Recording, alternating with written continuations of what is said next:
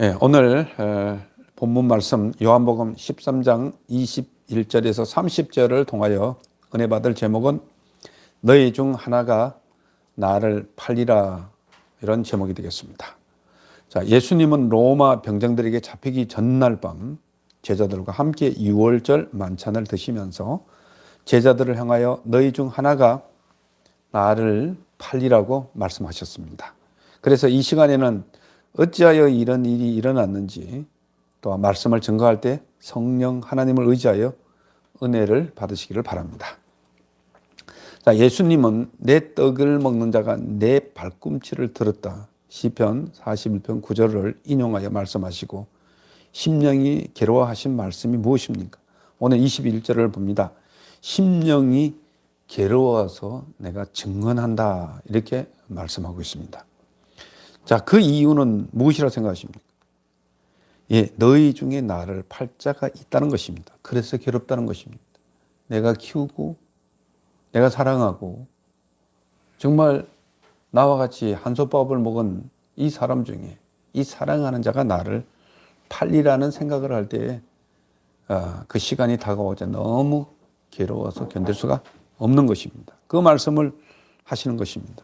다시 말해서 나를 배신할 자가 내가 가르치는 사람 중에서 나온다는 사실에 정말 경악하고 마음이 괴롭다는 말씀입니다. 그의 제자가 스승을 팔아먹는 일이 너무나도 그에게는 고통스러운 일입니다. 그런 일에 대하여 공개적으로 지적하여 말하기가 참 괴롭다는 것입니다. 그러나 그는 이제 이 일을 지적하여 말씀하시지 아니하면 안 되는 시기, 안 되는 지금 단계가 왔다는 것입니다. 예, 코앞에 왔다는 것입니다. 그것은 너무도 확실한 일이기 때문에 그는 엄격한 법정 선언과 같이 증언하여 말씀하셨죠. 여기서 공개적인 언어를 지금 쓰고 있습니다. 예, 증언했다는 법정적인 언어를 썼다고 말씀하고 있는 것입니다. 자, 이 말씀을 들은 제자들은 무슨 말을 합니까? 22절을 봅니다. 이 말을 예수님으로부터 직접 들은 제자들은 서로 바라보면서 예수님이 누구를 두고 하는 말이지? 알 수 없다는 표정을 짓는 것이죠. 정말 의안이 벙벙했을 것입니다. 우리 중에서 예수를 팔 자가 있다고? 응? 그러면서 제자들은 그룹 전체를 의심하는 것이죠. 도대체 누구지라는 강한 의문을 나타내는 것입니다. 이것은 제자들이 그래도 가룟 유다를 빼고는 강팍하지 않다는 모습을 보여주고 있는 것이죠. 어떻게 이런 일이 여기서 일어날 수 있나 하는 것들을 우리가 볼 수 있습니다. 그런 상황에서 눈에 띄는 것은 무엇입니까? 23절에 봅니다. 23절에 보면 그런데 예수님의 사랑하는 애 제자가 눈에 드러나 보입니다. 그는 예수님의 품에 의지하여 누워있는 것이 보입니다. 예수님 앞에 기대는데. 근데 문제는 우리가 성경을 잘못 읽을 때는 이 사람이 혹시 가룟 유다가 아닌가? 이런 생각을 할 때가 참 많습니다. 그래서 성경을 절대 이건 놓치면 안 되는 거예요. 이건 가룟 유다가 아닙니다. 그의 사랑하는 자는 바로 사도 요한일 것이라는 그 견해가 많습니다. 사도 요한. 예, 이것을 쓰는, 이 본문을 쓰고 있는 사도 요한. 예수님의 품에 의지하여 누웠는지라. 이것은 유대인들의 식사할 때 취하는 자세를 말합니다. 요한은 예수님에게 가장 가까이 있었기 때문에 저런 위치에 놓였을 것입니다. 그 당시 풍속은 사람들이 식탁에 앉지 않고 왼팔에 의자에 옆으로 비스듬히 누워서 먹었다고 합니다. 식사 자리가 그만큼 자유스럽다는 것을 반증해주고 있는 것이죠. 우리나라는 식사 시간에 말도 하지 말아야 되고, 우리 공자를 통해서 배웠을 때는 엄청 엄격합니다. 소리도 내지 말아야 되고, 그냥 아주 그렇게 받았습니다. 이 당시에는 식사가 그랬습니다. 그리고 제자들 중 시몬 베드로가 머리짓을 하며 말하는 것은 무엇입니까? 24절에 봅니다. 시몬 베드로가 머리짓을 하며 제자들에게, 동료들에게 말을 합니다. 머리를 치르면서 도대체 이게 무슨 일이지? 다시 말해서 스스로 자백하라고 다 같이 말하는 것입니다. 누군지 빨리 이신직고 하라고 그렇게 얘기하는 것입니다. 그래서 예수님이 말씀하신 것과 같이 배신자가 누군지 아는 것입니다. 이렇게까지 하고 예수님의 이런 사랑을 받으면서 배신할 자가 있다니 이건 도대체 말이 안 된다는 것입니다. 그리고 예수님이 가슴에 그대로 의지한 자는 또 뭐라고 말씀합니까? 25절을 봅니다. 그가 예수의 가슴에 그대로 의지하여 말하되 주여 누굽니까? 가장 가까운 사람이 주여 누구지요? 그는 예수님이 가슴에 의지한 채 주여 누굽니까? 하고 말하는 것입니다. 이제 베드로가 그대로 주님을 팔자가 누군지 알려달라는 것입니다. 내가 가까이 있으면서 그것을 보면 사도 요한은 누구보다도 예수님의 생각을 알 수 있게 되는 최측근자였던 것이 확실해 보입니다. 그래서 예수의 가슴에 그대로 의지하여 이것은 유대인들이 음식 먹을 때 원형으로 팔꿈치를 의지해서 서로 끼리 가슴에 기대다시피 하여 연접하여 누워서 먹는 풍습을 다시 한번 우리가 엿볼 수 있는 그런 장면입니다. 이렇게 주여 누굽니까? 라는 물음에 주님은 무슨 말씀을 하십니까? 26절을 우리가 봅니다. 예수님은 내가 떡 한 조각을 적셔다가 주는 자가 그 사람이라고 말합니다. 그리고 떡 한 조각을 가론 시몬의 아들 유다에게 줬습니다. 그 당시에 연회 주인이 떡 한 조각을 찍어서 손님에게 주는 것은 대단히 친절한 대접이었습니다.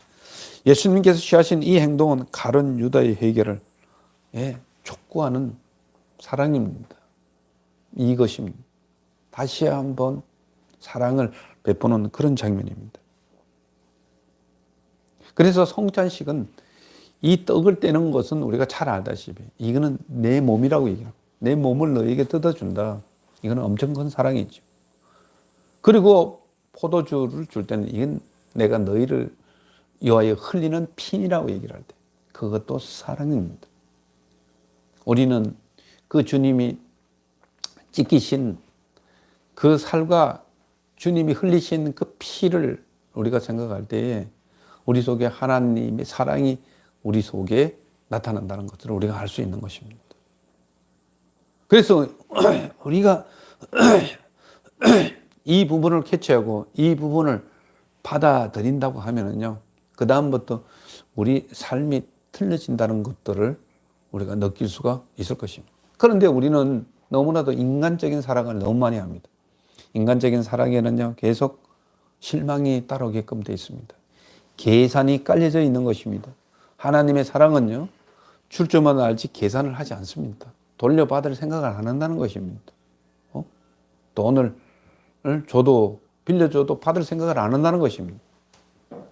그것이 크리스찬의 정신입니다. 이 하나님의 영이, 사랑의 영이 들어올 때 그 일이 가능한 거죠. 이렇게 주님은 정말 제자들을 사랑하실 때 끝까지 사랑했다는 것이. 아픈 손가락을 더 사랑한 것처럼, 배신할 줄도 알면 더 사랑했던 것처럼, 그런 사랑을 그에게 베푼 것입니다. 너를 지적해서, 너를 끄집어내서 너 이놈이다, 너 죽일 놈이다 이렇게 해서 떡을 준 것이 아닙니다. 떡을 줬다는 것은 하나님의 엄청난 함축된 사랑이 그 안에 있다는 것들을 우리는 알아야 할 것입니다.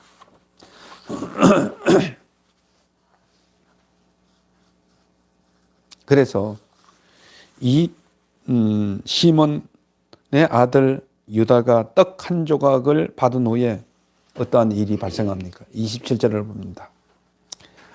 가론 유다는 그 떡 한 조각을 받은 후에 곧 사탄이 그 속에 들어갔다고 이야기하고 있습니다. 그리고 사탄이 유다의 마음 속에 들어간 그 이유는 무엇이라고 생각하십니까? 왜 이러한 일이 일어났다고 생각하십니까?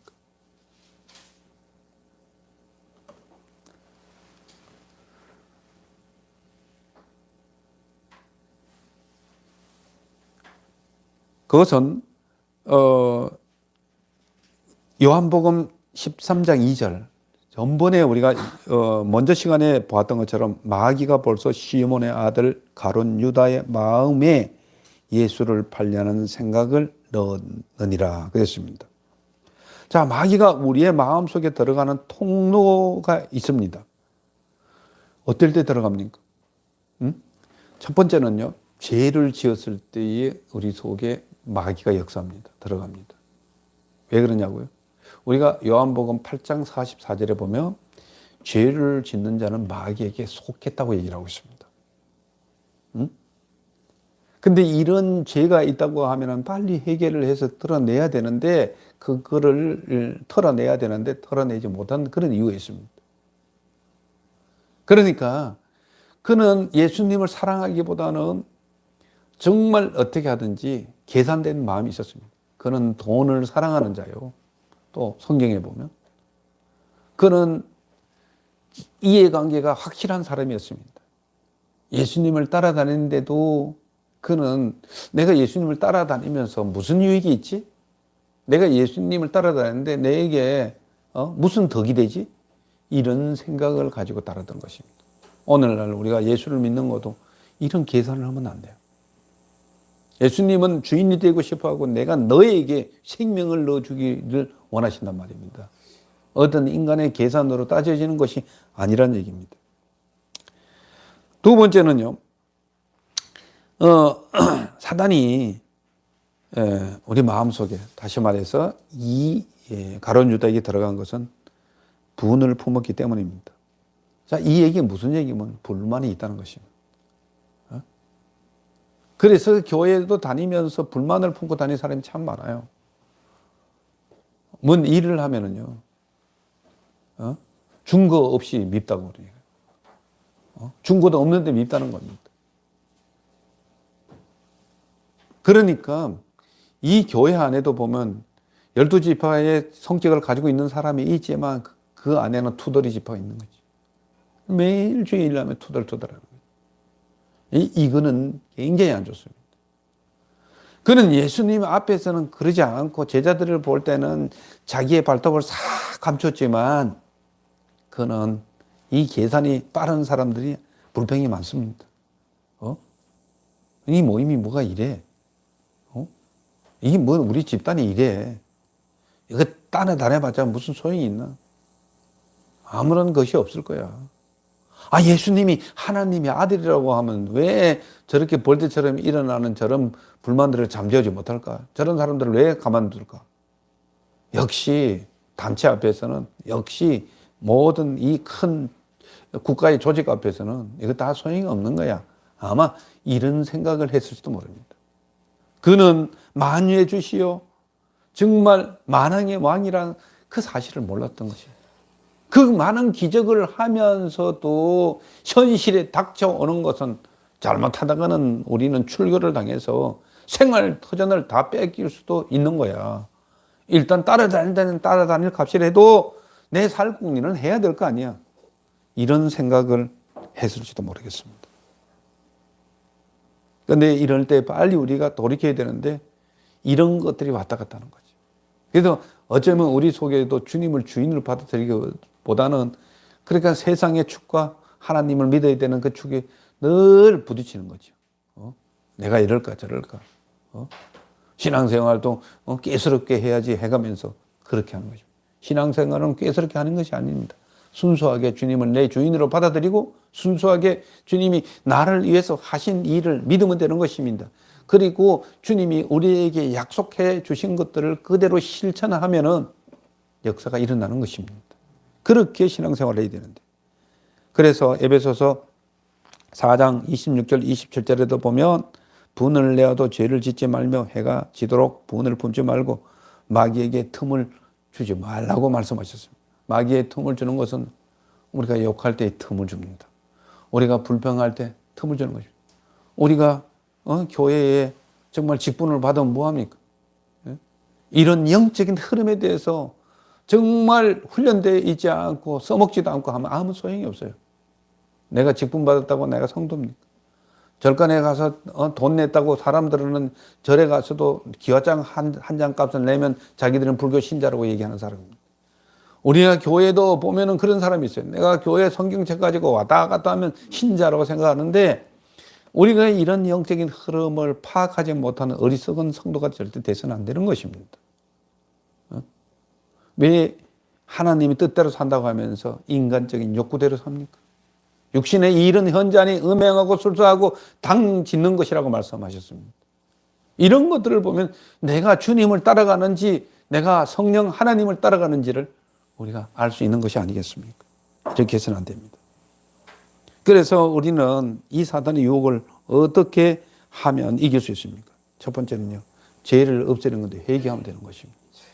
회개하면 죄가 없을 때는 사단이 우리에게 역사하기 힘듭니다.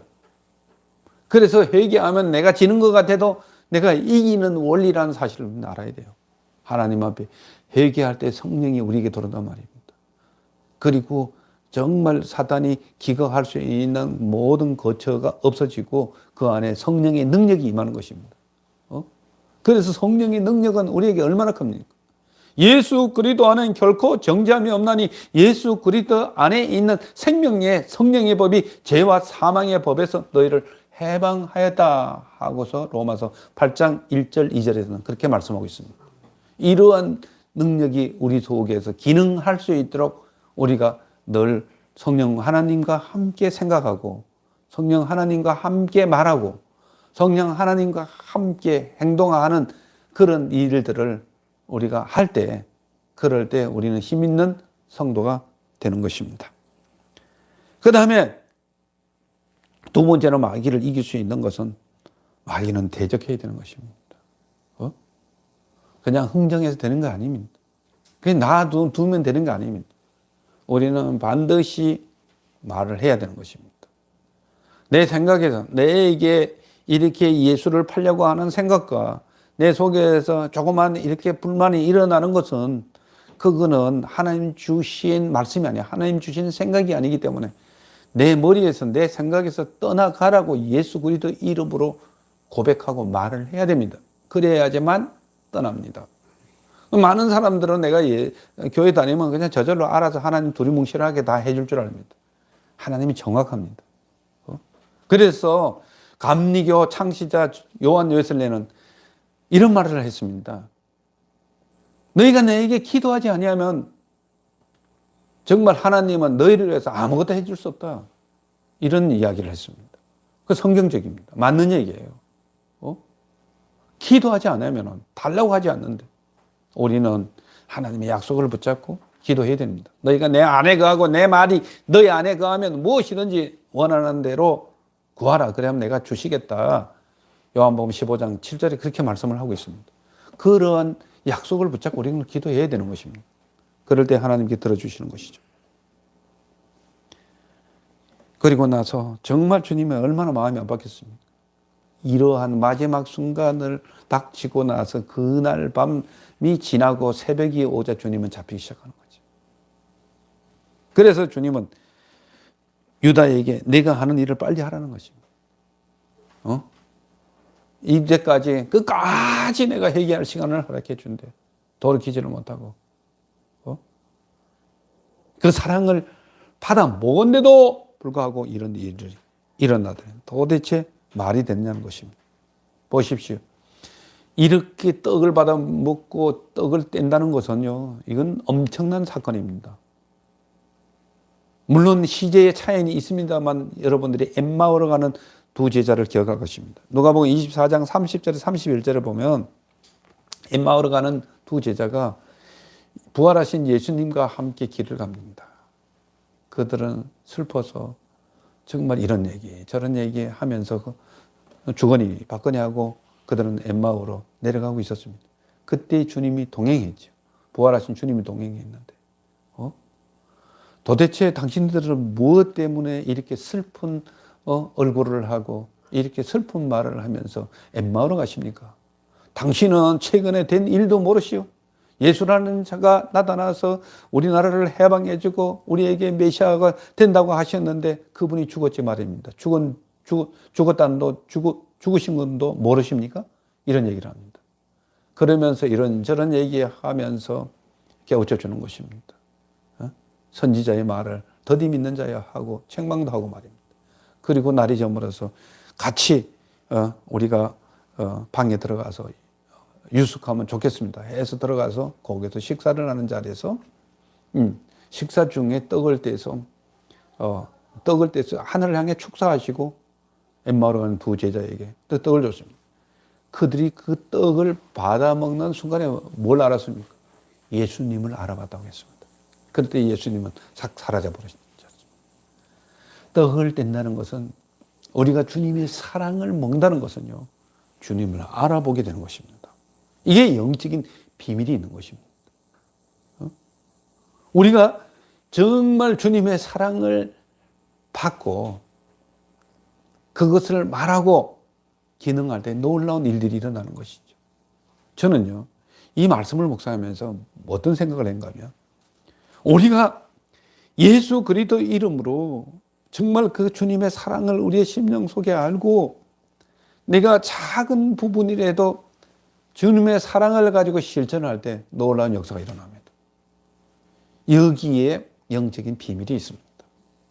그럴 때 우리 눈이 밝아집니다. 이 이야기는 우리에게 계시의 눈이 있다는 것입니다. 하나님을 볼 수 있고 희망이 생기고 비전이 생긴다는 것입니다. 이 일을 우리가 체험을 해야 돼요. 그런데 사람들은 내가 뭘 나눠주고 해놓고 하면서 불평을 합니다.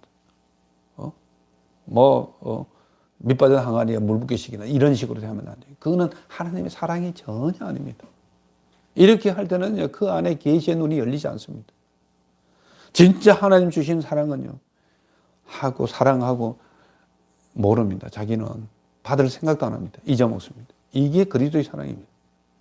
정말 2000년 넘게 그리스도의 이 역사가 이루어진 것은 이 역사 때문에 이루어진 거예요. 이러한 은혜가 여러분들에게 흘러넘치기를 예수님 이름으로 축원합니다. 주님이 유다에게 내가 하는 일을 속히 하라고 하는데 그 안전자들의 인식은 어땠습니까? 이 말을 듣고, 그런데 주님이 이렇게 말씀하시는 것이 제자들은 몰랐습니다. 이렇게 분명히 얘기를 했습니다. 떡을 떼주고 내 하는 일을 하라고 하면은 금방 알아차렸을 텐데 알아듣지를 못했습니다. 예. 왜 몰랐다고 생각합니까?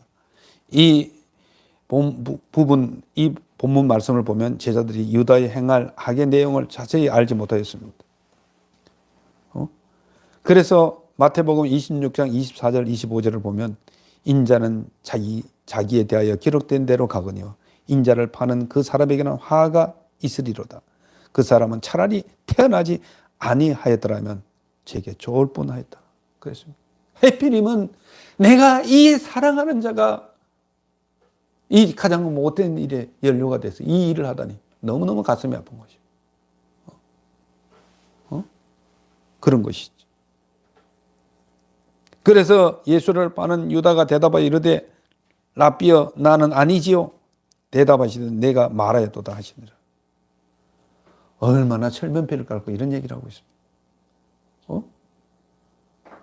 이미 그런 생각을 품고 있었고 이 일이 일어나면은 바로 그 일을 실행할 사람이 모든 사람들 듣는데 은폐하게 와서 이런 못된 짓거리를 하는 것이죠. 제자들이 주님이 하시는 일에 영적으로 또한 깨어있지 못했기 때문에 이렇게 가룟 유다와 주고받는 이야기도 전혀 알아채지 못했습니다. 자, 그렇습니다. 우리는 영분별을 할 수 있는 능력이 우리 속에 주어졌습니다. 하나님이 주신 것은 두려움이 아니요 능력과 사랑과 근신하는 마음이라고 했습니다. 하나님 주시는 생각은 재앙이 아니요 평안이요 장래의 소망을 주는 것이 하나님이 주시는 생각이라고 했습니다. 그런데 내 속에 불안이 들고 내 속에 배신이 들고 내 속에 더러운 마음이 생기고 정말 교만하는 마음이 생기면 그건 사단이 주는 마음이 아니겠습니까? 그러니까 남의 속에 있는 귀신을 쫓아내지 말고 내 속에서 역사하는 귀신을 우리가 내쫓아야 된다는 것입니다. 내 속에 이런 생각이 계속적으로 섭한 마음이 밀물처럼 계속 몰려져 올 때 우리는요, 그걸 우리가 관리해야 돼요. 주님이 내쫓아 주시옵소서. 아닙니다. 그렇지 않습니다. 분명히 보면은 주님께서 내가 마귀를 쫓아내라고 그랬습니다. 내가 쫓아내, 하나님 쫓아내 주시면 하나님 쫓아내, 아닙니다. 주님이 우리에게 도구를 허락해 주셨습니다. 그래서 우리가 염려가 올 때는 모든 염려를 주님께 맡기라고 했죠. 맡길 수 있는 방법이 뭡니까? 기도입니다. 하나님 우리의 염려를 주님께 맡깁니다. 그러면 하나님이 돌보신다고 말씀하셨습니다. 우리가 이러한 원리를 가지고 신앙생활을 우리는 해야 돼요. 그리고 베드로전서 5장 9절에 보면 8절에 보면 근신하라 깨어라 너희 대적 마귀가 우는 사자같이 두루 삼킬 자를 찾는다고 했습니다. 그 삼킬 자가 누굽니까? 죄 짓는 자를 찾는다는 것입니다. 죄의 냄새가 나는 자를 찾는다는 거죠. 바다에 보면은 동물의 왕국을 보면 그 상어떼가 뭘 보고 자기 먹잇감을 찾습니까? 피 냄새가 나면 기가 막히게 찾아나갑니다. 피 냄새가. 공격을 해야 됩니다. 사단도 마찬가지입니다. 죄 냄새가 나면은 기가 막히게 틈을 탄다는 사실을 우리 알아야 되는 것입니다. 그래서 우리가 죄를 짓지 말아야 되는 것입니다. 우리 이 원리를 몰라요. 그래서 우리는 죄를 짓지 말아요. 죄가 있으면 빨리 회개해야 된다. 우리는 살아가면서 크고 작은 죄를 질 때가 참 많습니다. 내 마음의 양심에서 계속 하나님께서 내가 회개하기를 원하고 그런 마음이 있을 때 빨리 털어버려야 되는 거예요. 이거는 주님 앞에 무슨 자존심이 있습니까? 회개하면 되는 것입니다. 그리고 일어서서 마귀에게 대적하는 것입니다. 쫓아나는 거예요. 내가 예수 그리스도 이름을 명하노니 나에게 이런 나쁜 생각을 주고 나에게 이렇게 못되고 더러운 생각을 주는 것은 예수 그리스도 이름으로 명령하노니 물러가라고 이야기해야 되는 것입니다. 이것도 기도입니다. 하나님 앞에 맡기는 것만이 능사가 아닙니다. 우리가 주님이 맡긴 것들을 우리가 활용할 수 있는 여러분들이 되시기를 예수님 이름으로 축원합니다. 그래서 주님이 가룟 유다에게 말하는 것을 어떤 사람은 그 사실을 어떻게 감지하고 있었습니까? 자, 제자들은 이 가룟 유다에 말하는 것들을 29절에 봅니다. 어떤 제자들은 유다에게 말하는 것인 줄은 알았습니다. 예, 유다에게 말한 것인 줄 알았는데 설마 저렇게 정말 유다가 인류에 있어서 최고의 모든 일을 하다니 이런 생각은 저들이 전혀 하지 않았습니다. 그들이 알아들은 바는 유다가 돈께 즉 재정을 맡았기 때문에 유월절 명절에 쓸 물품을 사라는 것인 줄 알았습니다. 그렇게 알았어요. 자기 나름대로 해석하는 것입니다. 우리도 절대 이래서는 안 돼요. 자기가 가지고 있는 하나님의 말씀은 자기가 가지고 있는 데이터베이스에 놓고 해석해서는 안 된다는 것입니다. 하나님의 말씀을, 예수님의 말씀을 왜 고지고대로 못 알아듣습니까? 모든 사람들이 자기 나름대로 해석하기를 좋아합니다. 이건 아닙니다. 저희도 성경을 볼 때 자기 나름대로 해석하고 막 그럴 때가 참 많습니다. 근데 성경을 자세히 들여다보면 그게 아닙니다. 놓쳐버린 게 너무 많습니다. 그리고 그들은 또 어떻게 해석합니까? 혹은 가난한 자들에게 무엇으로 나눠주라는 말로 그들은 그렇게 생각했다고 얘기하고 있습니다. 이렇게 하면 안 되겠죠. 유다가 예수님으로부터 떡 조각을 받고 밖으로 나갔을 때가 언제입니까? 30절에 보면 유다는 예수님으로부터 떡 한 조각을 받고 밖으로 나갔습니다. 그때가 바로 그날 밤이었습니다. 예수님이 이 세상에 있는 동안의 마지막 밤이었습니다. 십자가를 지기 위한 이 한 밤이 얼마나 많은 그런 일들이 이 안에서 엄청난 일들이 진행되는 것, 그 밤이었습니다. 마지막 만찬까지, 마지막까지 내가 잡히시기 전 그 정말 몇 시간 그 순간까지 제자들을 사랑했다고 했습니다. 유다는 주님을 팔자로 지적된 때에 회개하지 않고 그냥 그 악한 계획을 실행하라고 그 좌석에서 벌떡 일어났습니다. 나갔습니다. 그때가 밤이러라 한 것은 영적인 의미도 가집니다. 곧 회개하지 않는 그의 마음도 밤과 같이 캄캄하다는 의미인 동시에 그의 앞길도 영원히 캄캄할 뿐이라는 것을 암시해주고 우리가 볼 수 있다. 이제 말씀을 정리합니다. 사랑하는 성도 여러분, 예수님은 내가 이 만찬에 떡 한 조각을 찍어주는 자가 나를 팔리라고 말씀합니다. 모든 제자들은 설마 나를 두고 하는 말은 아니겠지 생각하며 의아해 했습니다. 그리고 제자들은 그 누구도 주님을 배신하지 않을 것이라고 생각했습니다. 그것은 직접 가룟 유다를 직접 겨냥하고 말했는데도 제자들은 주님의 말씀을 알아듣는 자가 하나도 없었습니다. 따라서 오늘 우리가 가장 예수를 잘 믿는다 하면서도 성령 하나님으로부터 보호받는 은혜가 없다면 우리도 언제나 주님을 배신할 수 있다는 것들을 우리는 알아야 됩니다. 주님 앞에서 가룟 유다처럼 돈에 눈이 멀고 자기 유익을 탐하고 불평할 때 우리도 제2의 가룟 유다가 될 수 있다는 것을 경고하는 내용입니다.